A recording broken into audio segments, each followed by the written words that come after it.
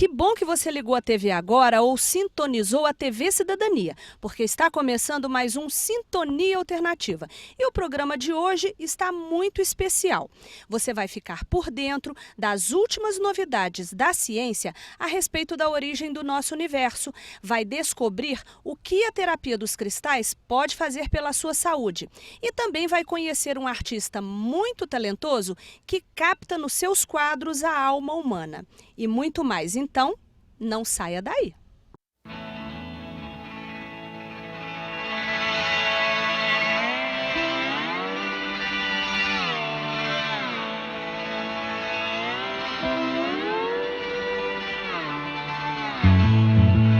O convite é para que você leia o livro O Chamado dos Upanishads. O autor, Rohit Mehta, foi membro fundador do Partido Socialista do Congresso na Índia e presidente nacional da Sociedade Teosófica por 15 anos. O Chamado dos Upanishads é uma publicação da editora Teosófica e aborda a herança cultural e espiritual da Índia. Os Upanishads são escrituras sagradas do hinduísmo, datadas do período entre os anos 1600 a.C. São comentários aos Vedas e contêm a sua essência mística. O homem precisa hoje, mais do que nunca, de uma filosofia significativa que o leve a um viver criativo.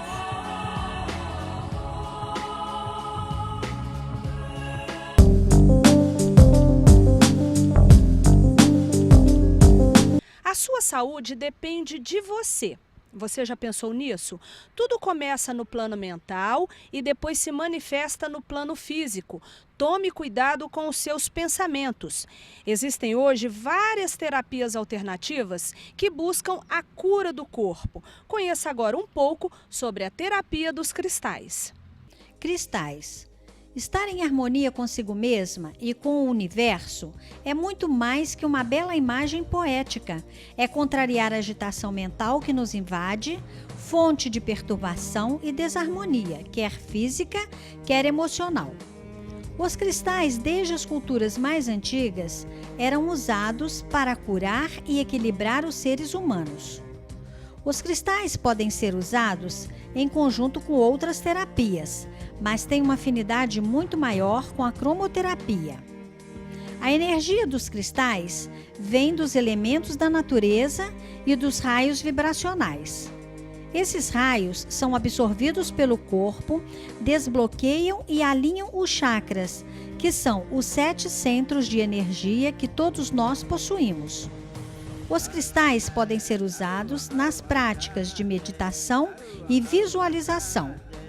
Cada cristal tem sua função específica, de acordo com seu tamanho e coloração. Os grandes, como o drusa, por ser um quartzo de várias pontas, é excelente para a limpeza de ambientes. Não é aconselhável para os iniciantes em cristais começar com os coloridos. O seu uso incorreto poderá não trazer os resultados esperados. São indicados para o iniciante os cristais de quartzo transparente, por sua maneira fácil de usar e alinhar os chakras. Quando adquirir um cristal, ele deverá ser limpo e energizado da seguinte maneira: acenda um incenso de sua preferência e assopre a fumaça na direção do cristal e repita por 3 vezes esse processo. Depois deixe-o enterrado por 24 horas. Mais dicas sobre os cristais você acompanha no próximo programa. Um beijo da Cida Viola. Hoje em dia virou moda falar em consciência ecológica, consciência política, consciência, mas e você? Tem consciência? Ter consciência é primeiro ter autocontrole, comandar a si próprio e primeiramente você precisa se conhecer bem. Primeira dica, não aceite nada de bandeja, porque ninguém é dono da verdade. Nos dias de hoje em que ciência e religião se misturam, seja um buscador. Desenvolva o seu senso crítico, questione tudo e todos e tire as suas próprias conclusões. Desta forma, você começa a desenvolver a sua própria consciência. Busque sempre o equilíbrio e a sabedoria, ok? Então não saia daí porque a gente volta já já.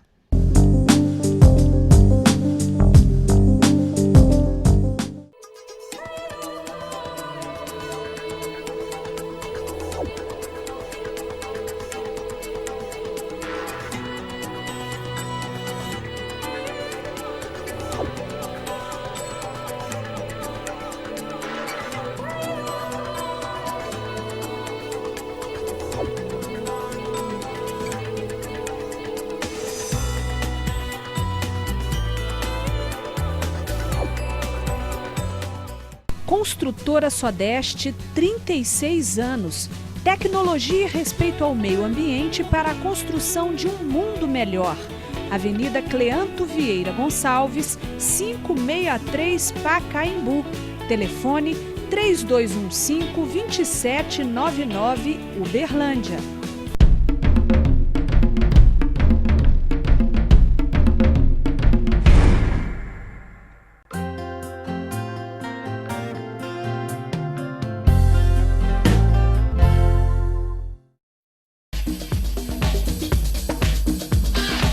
Maicon Hair Design. Fone 3222-8108.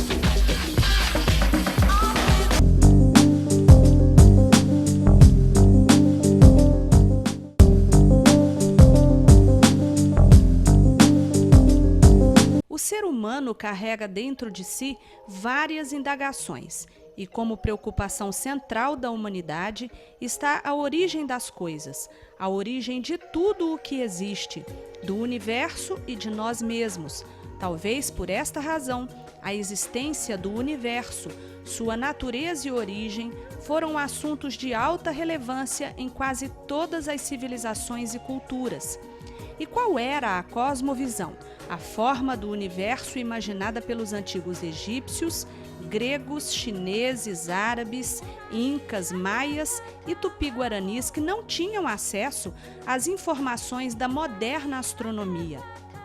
Na gravura de Flammarion, a concepção do século XIX, ilustrando a cosmologia da Terra plana. Há cerca de 2.400 anos, os gregos, com o uso de sofisticados métodos geométricos, apresentaram uma cosmologia mais avançada do que a ideia do universo plano, um universo e terra esféricos, a teoria geocêntrica de Aristóteles. Depois disso, a ideia de que o Sol era o centro do universo e de que a Terra girava em torno dele, conhecida como a teoria heliocêntrica, ganhava corpo, mas só se tornaria amplamente aceita 2.000 anos mais tarde, através dos escritos do astrônomo polonês Nicolau Copérnico. A esta altura do campeonato, tirar o homem do centro do universo acabou se revelando uma experiência traumática. O modelo aristotélico estava de tal forma incorporado no pensamento dos cidadãos da época que a mudança gerou uma revolução cultural. O grande salto veio com o desenvolvimento da luneta pelo astrônomo italiano Galileu Galilei, que possibilitou um ganho extraordinário nas investigações astronômicas. As preocupações do homem com o universo evoluíram e, na década de 20, o astrônomo americano Edwin Hubble tentou estabelecer uma relação entre a distância de uma galáxia e a velocidade com que ela se aproxima e se afasta de nós. Começava a se desenhar a famosa teoria do Big Bang, que traz a ideia de que o universo nasceu de uma explosão num passado longínquo. Mas, afinal, seria o Big Bang uma teoria definitiva? Isso encerraria a história? Tudo nos leva a crer que não. O próprio Big Bang deve ser objeto de racionalização, dizem os cientistas. O Big Bang não ocorreu de uma maneira qualquer.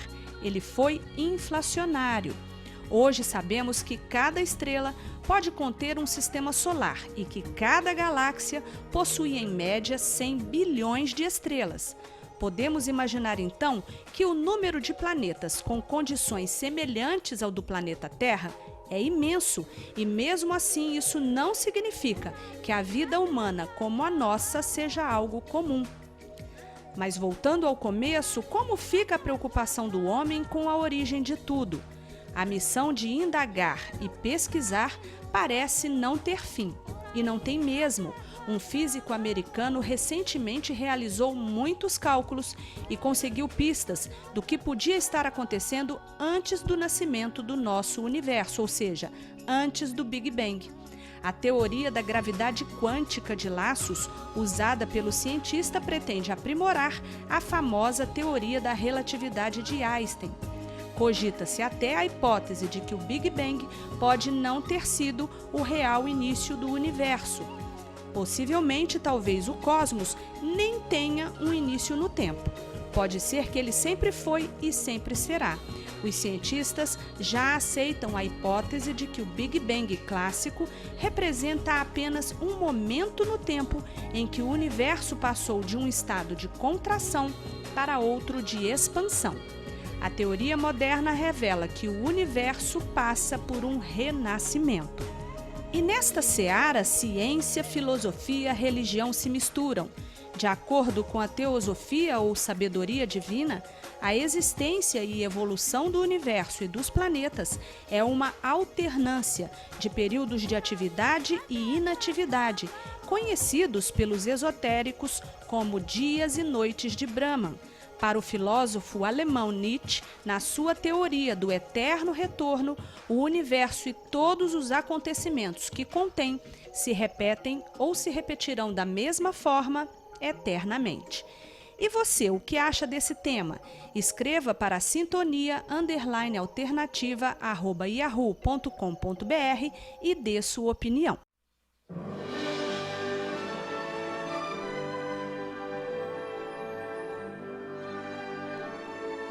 No filme A Passagem, produção americana de 2005, o ator Ewan McGregor interpreta o médico Sam Foster, um psiquiatra que recebe a missão de cuidar de Henry, um jovem estudante de arte com sérios problemas psicológicos. A relação médico-paciente é tensa e sofre uma reviravolta quando o jovem artista anuncia o plano de se matar à meia-noite do seu 21º aniversário. O filme é mais cerebral que emocional e o público é a todo momento convidado a montar um verdadeiro quebra-cabeças.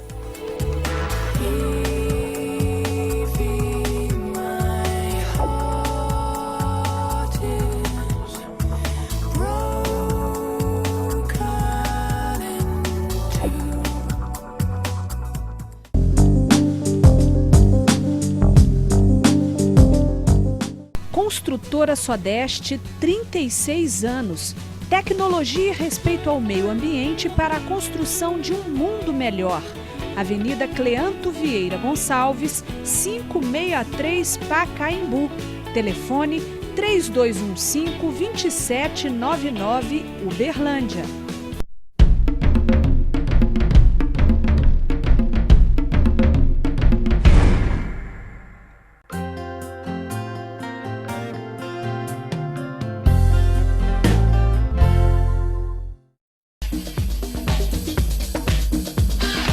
Maicon Hair Design. Fone 3222-8108.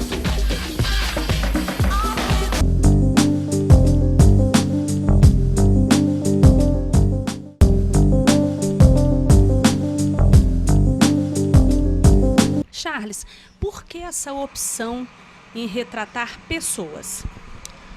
Então, na realidade, tudo começou meio que como uma brincadeira, assim, não foi uma coisa assim muito pensada, elaborada, eu quero fazer isso. Eu fiz um primeiro trabalho há muito tempo que foi para um evento que precisava de um quadro, era um evento de moda, e aí me sugeriram fazer um quadro da Coco Chanel e eu fiz. E foi o primeiro, assim, eu falei, gente, que coisa interessante. E aí eu gostei, as pessoas começaram a falar, tal, não sei o quê. E aí eu comecei a gostar muito disso, virou meio que uma obsessão mesmo, assim. Eu acho muito legal, assim, você vê. Porque essa técnica, embora muito simples, eu acho que ela consegue mostrar o brilho do olho, o sorriso, a pessoa fica viva ali mesmo, assim, né? Então eu acho muito interessante. Eu vivo brincando, assim, que eu virei um retratista moderno, né? Porque essa coisa do retrato pintado, né? Isso vem lá, né? De trás. Mas eu adoro, assim, e agora eu quero aprimorar ainda mais porque eu queria fazer melhor ainda, assim, né? Então, acho que é por aí, assim, eu gosto muito de ver as pessoas retratadas. Agora, todo artista também tem um pouco de psicólogo, né? Como é que você consegue captar a essência da pessoa, igual você falou, o brilho do olhar? O que você sente quando você retrata uma pessoa? É tão engraçado porque os primeiros quadros que eu fiz de pessoas, assim, além dessas celebridades aí como Coco Chanel e tal, eu fiz pessoas próximas, pessoas que eu conhecia. Então aí é mais tranquilo de você, né, você conhece a pessoa, então você conhece a personalidade dela, então assim, você sabe mais ou menos assim, até a cor que você vai usar, né, que você acha que vai aproximar do que a pessoa é, né? Então assim, quando você conhece a pessoa é mais fácil. Agora, como surgiu a arte na sua vida? Então, foi uma coisa engraçada. Eu agora, há uns dias atrás mesmo, que eu lembrei de quando era criança, não sei porque me veio essa lembrança, de como eu gostava de desenhar, de pedir para minha mãe, compra revistinha de desenho para colorir e tal, aquelas coisas. Eu sempre gostei muito, só que depois eu parei, né, fui fazer outras coisas e tal. E aí, há uns 12 anos atrás, mais ou menos, eu fiquei doente e fiquei meio de repouso em casa, assim. E aí eu comecei, alguém tinha deixado uma embalagem de pizza em cima de uma mesa lá, e era uma embalagem limpinha, assim, que era um papelão, mas que tinha uma moldura. Então eu olhei para aquilo e comecei a fazer um trabalho. Eu fiz um trabalho de colagem e pintura, e descobri, e assim, a minha intenção inicialmente era aproveitar o material, reciclar, né? Porque eu acho que a gente acumula tanto lixo, de repente, que se as pessoas soubessem ou aproveitar para si próprio ou direcionar isso, né, o meio ambiente estaria mais livre de tanta poluição e tal. E a minha intenção inicialmente foi, sinceramente, essa, de aproveitar uma coisa e transformar em outra. Só que aí pronto, foi uma coisa mágica, assim. Naquele momento, na hora que eu vi pronto, eu falei, meu Deus, dá para fazer. Aí eu comecei a fazer 50 tampas de pizza. Todos trabalhando cinema, diretores de cinema, atrizes, cenas de filmes, misturando colagem com pintura. Acabei fazendo uma exposição numa cantina italiana aqui em Uberlândia. Agora, é artista plástico, é empresário. E me diz uma coisa, que séries você já produziu depois que você iniciou aí a sua carreira de artista plástico? Então, eu fiz, logo na sequência das tampas de pizza, eu fiquei meio querendo fazer essa coisa de aproveitar o material. Eu trabalhei com sacolas de shopping, sacolas de papel, tirava as laterais, abria ela virava um painel para mim. É assim, eu poderia fazer isso com outra coisa, mas eu queria aproveitar o material. Então, fiz uma série com sacolas, depois eu fiz uns oratórios com caixa de sapato, com caixa de fósforo, oratórios com santinho e tal.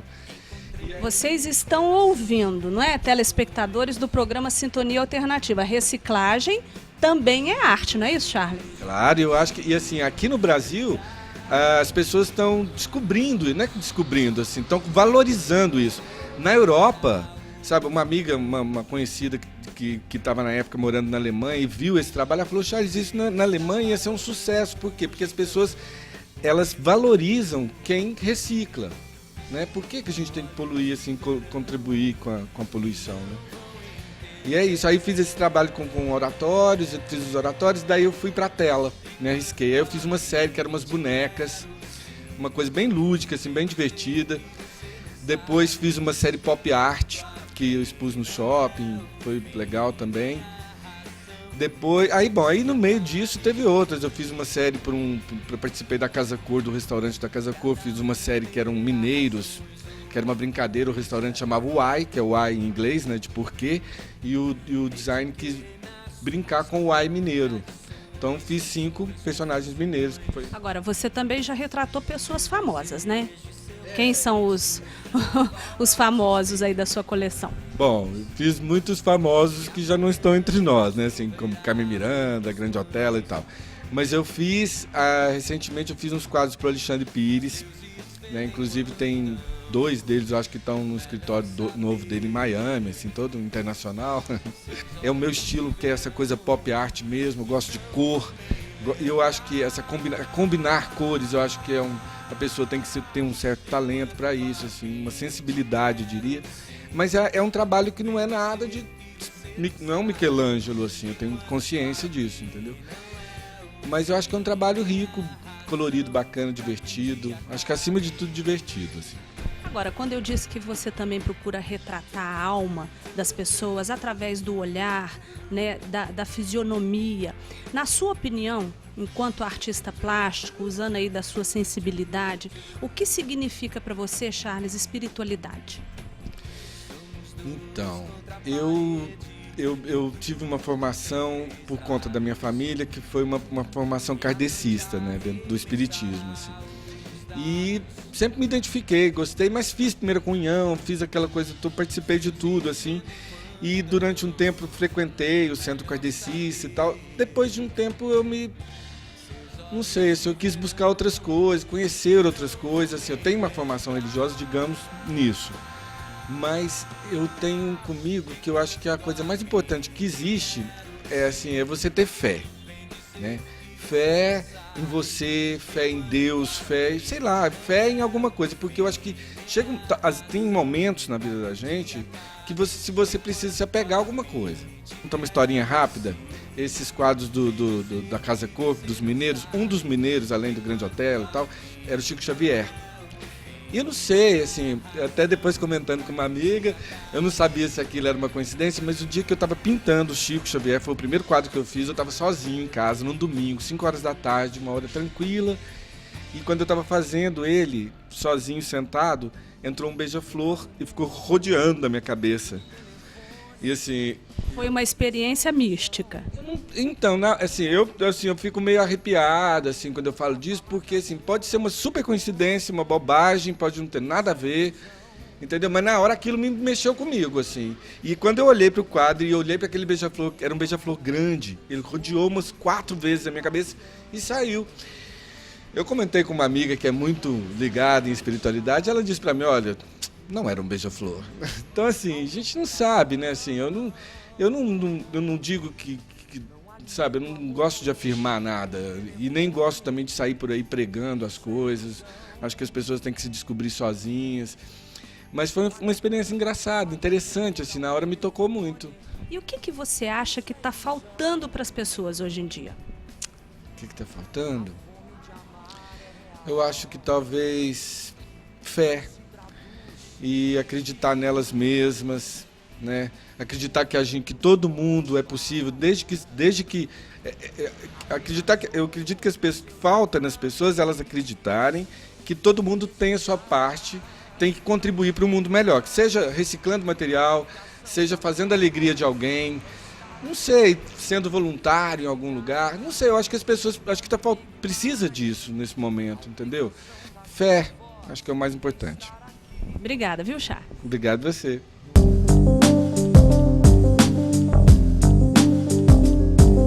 What would you say was the hardest part about coping with your son leaving?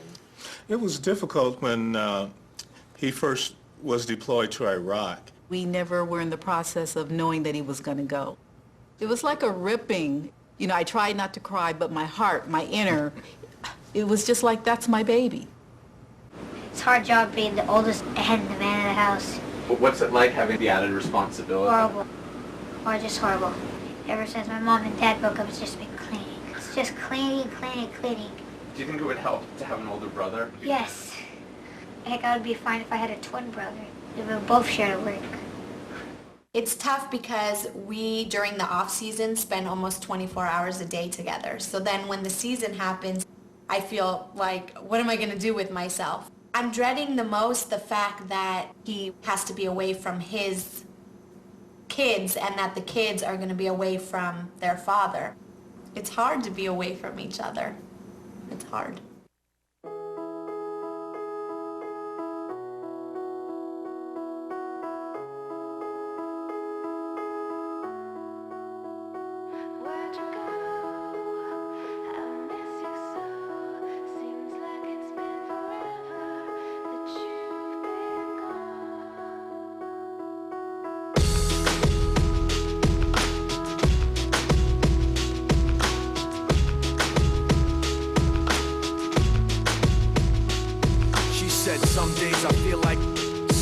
I want to quit and just be normal for a bit. I don't understand why you have to always be gone. I get along, but the trips always feel so long. And I find myself trying to stay by the phone, cause your voice always helps me to not feel so alone. But I feel like an idiot, working my day around the call, but when I pick up I don't have much to say. So I want you to know it's a little that I'm stuck here waiting, at times debating, telling you that I've had it with you and your career. Me and the rest of the family here singing Where'd You Go?